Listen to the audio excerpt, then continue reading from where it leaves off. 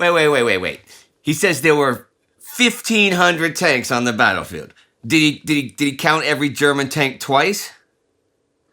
Did he get hit on the head? Okay, was he seeing double? He's scared of Joseph Stalin. Well, I'm scared of Joseph Stalin, but I don't count everything twice. But yeah, okay, that makes sense, yeah. Okay, bye.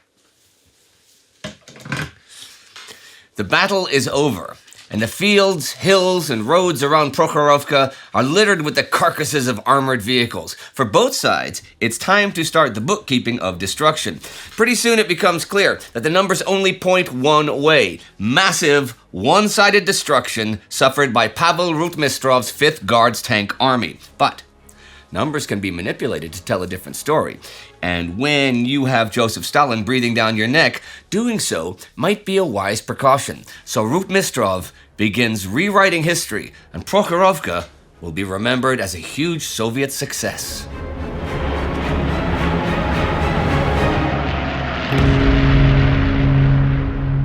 I'm Indy Neidell. This is a World War II in real-time miniseries on the Battle of Prokhorovka.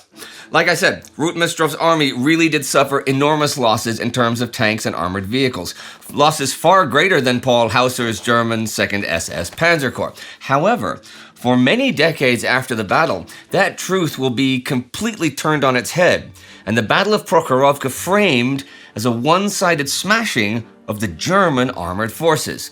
Before we see how the historical record has changed after the battle, I shall dive straight into the numbers, looking first at the Soviet losses. Now, when I say losses, I'm talking about complete losses. Those are vehicles that are unrecoverable or totally written off. Defining what counts as unrecoverable is a bit of a challenge. That, as well as the usual difficulties we have with loss data, means that there is a fair amount of variation in the estimates for Soviet losses at Prokhorovka. We can see this in the figures given by the historians whose work we've made use of throughout this miniseries. At the low end, Valery Zamulin gives 207 irrevocable losses. In the middle, Ben Wheatley gives 246, and Karl-Heinz Frieser gives 235. At the top end, Robert Forchik gives 297 for just 18th and 29th Tank Corps alone, and Christopher Lawrence gives 308 for the entire tank army. Part of the reason for such variations is that it is harder to be sure about Soviet numbers, especially because the Soviets do not get access to large parts of the battlefield until well after the 12th, so they're later in reporting their losses. Add to that the Soviets are much more likely than the Germans to just write off a damaged tank as destroyed rather than try and recover it and send it back for repairs. I mean, you might do the same if you were cranking out T-34s the same rate the Soviets are. Of the 4 tank corps, the 29th Tank Corps loses the most, somewhere in the range of 100 to 160 armored fighting vehicles, depending whose numbers you go with. Then the 18th Tank Corps lose 50 to 80, followed by the 2nd Guards Tank Corps with around 50 to 60 vehicles. Popov's already weakened 2nd Tank Corps loses something like 10 tanks. Even before those losses are added up, it becomes clear that the 5th Guards Tank Army has suffered enormously for very little gain. Rotmistrov soon starts adjusting the statistics to paint his battle and his command in a more favorable light. This is not just a desire to conceal a result that hasn't gone his way. More than anything, it stems from Rotmistrov's need to justify himself to Joseph Stalin. Stalin telephones Rotmistrov already July 13th. Stalin is alleged to have asked Rotmistrov directly, "What have you done to your magnificent armored army?" Stalin, so Zamulin has written, wanted Rotmistrov sacked and even court-martialed. Rotmistrov, well aware of the likely fate of failing Stalin, instead declared that German AFV losses at Prokhorovka were even higher than that of his own formations. This fear of Stalin's wrath is not something that is new or unique to Rotmistrov. Deep fear of Stalin's wrath began among army officers during the Great Purge of 1937, when Stalin arrested, tried, and executed a great deal of them. Things have changed a lot since then, with the last batch of 27 generals being shot for their failings in 1941. But still, 1943 is only 2 years on from this, and even short of execution, there are plenty of unpleasant punishments that Stalin can mete out, like arrest, court-martial, a humiliating show trial. At the most basic human level, too, no one wants to be sacked from their job in disgrace. So when things don't go their way, Soviet generals tend to look for ways to bend the narrative in their favor. On the 13th then, Rotmistrov is saved by Chief of Staff Alexander Vasilevsky's intervention, and in the coming weeks, they basically decide to cook the books to support Rotmistrov's argument.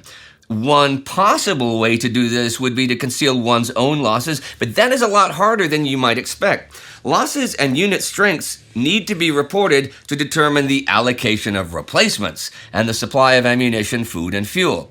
Plus, that data can be fairly easily confirmed. At its simplest, you can count the tanks operational on July 13th and subtract that number from those operational on July 11th. So Rotmistrov doesn't really fiddle with his own lost data. The variations that I laid out earlier usually come from different ways that individual units have for recording and presenting that data, and different ways historians interpret it. Questions like, what's a destroyed tank? What's an active tank? Have tanks been passed from one unit to another? Did someone miss a day's counting? Things like that. Where it is easier to obfuscate the results is when it comes to figures for the enemy, and Rotmistrov is certainly not the first person to do this. Soviet officers at all levels do it quite frequently. The brigade commanders were almost certainly doing it for Prokhorovka. Even the commanders of individual tanks were doing it. Just look at how many Tigers they claim to have killed. Many times more than were actually ever on the battlefield. Neither is it unheard of for commanders to exaggerate or even straight up invent attacks, giving a nice figure for enemies killed and vehicles destroyed while recording negligible casualties on their own side. As well as pure manipulation, there is also the impact of accounting methods and human nature. I'll give you an example. If 3 Soviet tanks shoot at a German panzer and it blows up, all 3 tank commanders tend to claim it as a kill. That certainly isn't unique to the Soviet Union either. In the Battle of Britain, both the RAF and the Luftwaffe inflated the number of kills they inflicted on the enemy in a similar way. But there is something different about the Soviet way here. All armies exaggerate the enemy's strengths and losses to some extent. It is a common mistake in intelligence reports, and sometimes these exaggerations are by an order of magnitude. As such, no historian should rely on one side's claims of the enemy's strength or losses. The unique aspect of the Soviet army is the extent and consistency with which these exaggerations were done. It would appear that regardless of the situation, they almost always reported higher enemy losses than they suffered. For historians, this problem has been magnified by those claims being repeated as fact in Soviet-era secondary sources. So, when Rotmistrov writes up his battle report on September 30th, he greatly inflates the number of enemy tanks he faced on July 12th. Now, some of that may just be down to inaccurate intelligence work and reports from his brigade commanders, but that still doesn't account for the size of his increase. Rotmistrov more than doubles the number of German tanks and AFVs in the field, giving a figure of 700 to 800 compared to the 339 or so that the 2nd SS Panzer Corps fielded in reality. Add that to his own numbers, the roughly 535 that actually went into battle, plus the tanks sent with General Trufanov to fight Kempf's detachment, plus the reserve units, plus any anomalies in accounting, and he gives a total figure of 1,500 tanks on the battlefield. He then greatly inflates the number of tanks that his army has destroyed. Referring somewhat prematurely to Prokhorovka as the greatest tank battle in the history of the Great Patriotic War, Rotmistrov writes that the 5th Guards Tank Army destroyed 552 tanks, of which 93 were Tigers, and 55 aircraft were shot down. There were 15,620 men and officers destroyed. So begins the rewriting of history. Rotmistrov may have made no progress in terms of ground gained, but he can at least present Prokhorovka as the destruction of the German armored forces. These claims are supported by Vasilevsky, as well as Front Commander Nikolai Vatutin and political officer Nikita Khrushchev. It will then become an established part of Soviet military history. Breaking the timeline here, Rotmistrov will go on to become Assistant Minister of Defense, and then Chief Marshal of Armored Troops in 1962. He will be made Hero of the Soviet Union in 1965. And Not only does this narrative of the battle become standard in the Soviet Union, it becomes standard pretty much everywhere. That is, until the 1990s, when historians start casting doubt on this, especially as they gain access to more German and Soviet documents held in the Soviet archives after the fall of the USSR. From there, the size of the tank forces involved and the number of losses on the German side will be revised down to the figures I discussed today.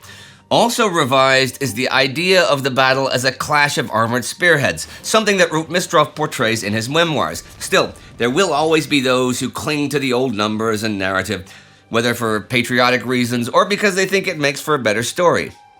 But what are the true numbers for the German losses? Well, they are nowhere near the 500 plus that Rotmistrov claims. In fact, they're probably closer to 1/10 of that figure. German records for the day give 20 armored fighting vehicles lost. That includes tanks, tank destroyers, and self-propelled guns. It does not include half-tracks, like those that Joachim Peiper and his Panzer Grenadiers lost on Hill 252.2. Of those 20, though, the Leibstandarte Division lost 19 vehicles, and the Das Reich Division just 1. Many of these losses can be confirmed by looking at Luftwaffe reconnaissance photographs from the days following the battle, which show the vehicles still sitting knocked out and unrecovered on the battlefield. A problem is that there are no losses given for the Totenkopf Division on July 12th. Perhaps they really did lose 0 vehicles, but that seems pretty unrealistic given the amount of fighting they did. The German numbers do give losses of 57 for July 13th, and Christopher Lawrence suggests splitting this number down the middle and putting Totenkopf's losses at 28 for July 12th. Other historians suggest a lower figure for Totenkopf. If we go with Lawrence's method, we come to a figure of 48 total losses for the Germans on July 12th. So, German armored fighting vehicle losses are somewhere between 20 and maybe 50, compared to the 200 or 300 or so suffered by the Soviets. The loss figures are equally lopsided when it comes to other categories. In terms of planes, the Soviets lose 31 and the Germans 11. In terms of personnel, the Soviets lose about 3,500 dead, wounded, or missing, and the Germans about 500. There is an interesting footnote in the data concerning the German anti-tank guns. According to the records of the 2nd SS Panzer Corps, the Corps loses 16 75mm PaK-40 towed anti-tank guns between the 5th and 21st of July. We can assume that the bulk of these are lost in the fighting on the 12th, given that the anti-tank companies faced a heavy proportion of the Soviet armor, especially at Oktyabrski State Farm and around the Storozhevoye Woods and Stalin State Farm. The high losses of these guns is a testimony to the German practice of pushing them as far forward as possible, and is yet another little challenge to the idea that Prokhorovka was the greatest tank battle ever. But back to the big question, was it all worth it? Well, like I said last time, Rotmistrov did stop the Germans from breaking through to Prokhorovka. From that perspective, it was something of a victory. But the seeds of that victory came before July 12th, in the building up of a formidable anti-tank and artillery screen in front of Prokhorovka, which made a frontal assault on the town impossible. So going then on the offensive and launching a frontal assault against the dug-in Leibstandarte Division seems rash in hindsight. In doing so, Rotmistrov came nowhere near the larger goal of destroying the 2nd SS Panzer Corps, and it was he who suffered far greater casualties in men and material. So, how should we sum up the battle? Well, I think this passage does it pretty well. The Battle of Prokhorovka was not the death ride of the panzers. It was not a swirling tank battle. It was not a decisive defeat for the German army. Regardless of the casualties, it was not a decisive defeat for the Soviet army. There were not 400 German tanks left destroyed on the field of battle, and certainly not 100 Tigers. It was not a German victory that would have resulted in the Soviet army collapsing, given one more decisive push. It was a bloody and unnecessary slaughter for the Soviets that wasted lives and resources on pointless counterattacks. Rolling over to the defense would have done the task at much less human cost. So, that was the Battle of Prokhorovka. Hope you enjoyed this miniseries, which I said in episode 1 we'll be doing more of. If you'd like another video about another prominent battle on the Eastern Front, you can click here for our hour-long Stalingrad map special with my narration and the finest maps. And join the TimeGhost Army at timeghost.tv or patreon.com so we can keep making stuff like this. Jeff Caravella is the TimeGhost Army Prokhorovka pal this week, and these are the newest Army officers. Do not forget to subscribe. See you next time.